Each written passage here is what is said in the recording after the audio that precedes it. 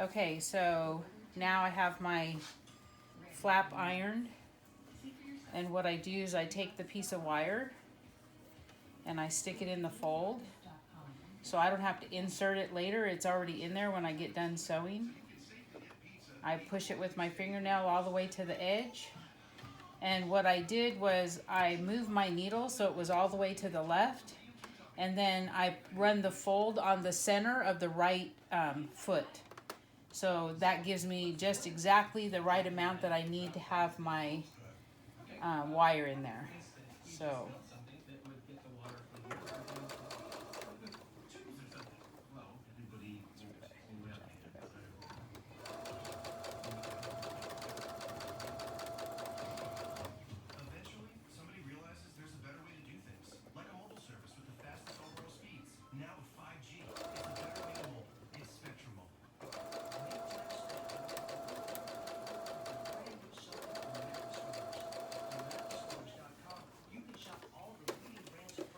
okay, so now my wire is stitched in there.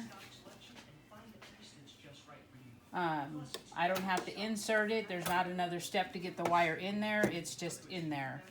I don't have to sew the sides. I don't have to anything. It's just one solid piece of wire. So now that this is ready to go, this is ready for the next step, which is making your pleats. And making your pleats is probably the hardest part of making the mask. And what I like to do is I like to do it from the back for the very first pleat. And I take it and I fold it so that that first pleat is actually folded on top of the opening of the pocket. And then I put a pin. So when you look at the other side, basically you have about 1.5 inches from the top to the bottom of your first pleat.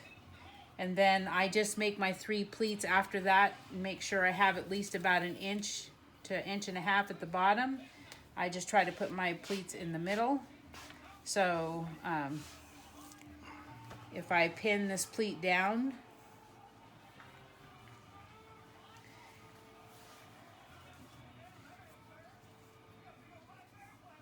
can you see it over here, babe? Can you see right here? Yeah, perfect. Okay, so now I got my first pleat, so then I'm in the front. I take my next pleat and I try to make it fold underneath so that it matches with the next pleat. And what I mean by that, so when you look at it, the inside of this pleat is touching the bottom of this pleat, so you don't have too much overlapping fabric, and it's easier for your machine to sew over. So, and they don't have to be exactly perfect, and you don't need lines, and you don't gotta draw stuff, because once you open it, the pleats kind of go away anyway, and so you lose those lines. Nobody ever notices it if it's a hair off or whatever from one side to the other. And then I just do the third pleat.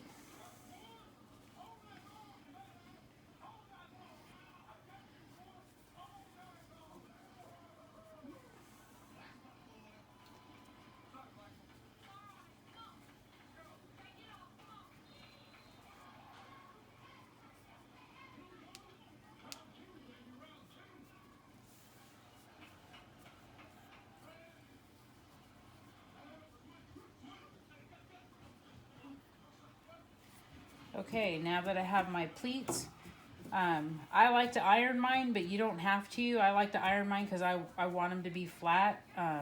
But at this point, you can just take it back over to your machine. And what you're going to do is just run a stitch to make your pleats stay in place.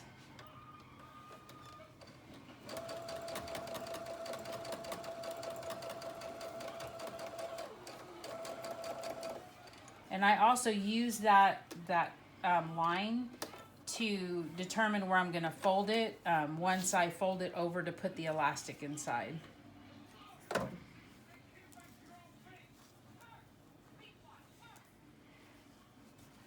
And I like to sew mine so that I'm always sewing with the pleat, because sometimes when you sew against the pleat, it kind of messes up your pleat, so especially if it's not ironed.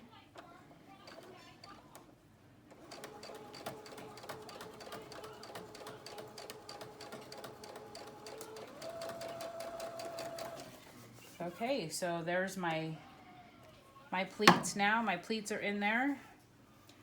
And the last step is putting in your elastic or tie string. Some people are using ribbon. But what I do is when I put my elastic in, I don't make the pocket and then put the elastic in. What I was taught to do was when you're going to put elastic in something like this, you put your elastic where you're going to fold it. So I'm going to fold it down, and I usually serge this so it's nice and clean, but you can zigzag that edge if you want. Then you just fold this over, and when you have a zigzag edge, you're really cleaning up all this frayed fabric. And so when you fold it over, then you just sew a seam here. Babe, can you hand me that so I can show them? So before I sew that pocket for my elastic, let me show you what it looks like. So you'll see here on this one, I have my stitch where I sewed it down, and then I cleaned it up with my serger, and that basically makes it so that it doesn't fray. So what I would do then is take my elastic like this and fold it over, and then I just stitch it down and make sure that I have my needle to the left side, so that way I'm not catching the elastic when I sew. So make sure that you have it over far enough where you're not pinching your elastic in your seam. And I always do a back stitch at the beginning, because that's where it's going to take all the tension, is right here where the elastic is.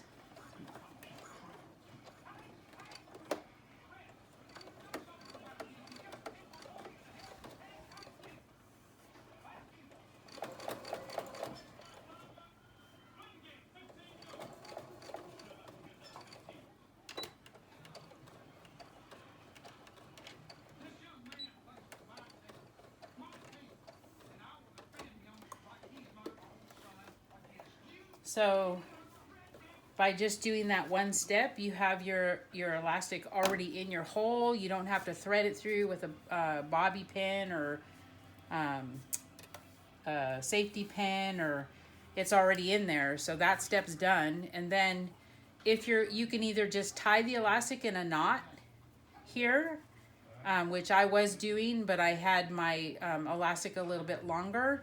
But in this case, then what I do is I take the elastic and I make my loop, and I put it underneath where the needle is, and I push the needle down into the elastic, and I go back and forth a couple of times to lock the two pieces of elastic together to make a circle. And this elastic's really small, so it's a little tough to work with. And you got to check and make sure you don't twist your elastic, which I've done at least once or twice. And I just leave it because it doesn't really matter. But I just make my circle underneath the machine. So there is my, what I do is I move it forward a couple of times with just the machine, with my hand, and then I go forward, and then I go backwards. And then I go forward again, and then I go backwards.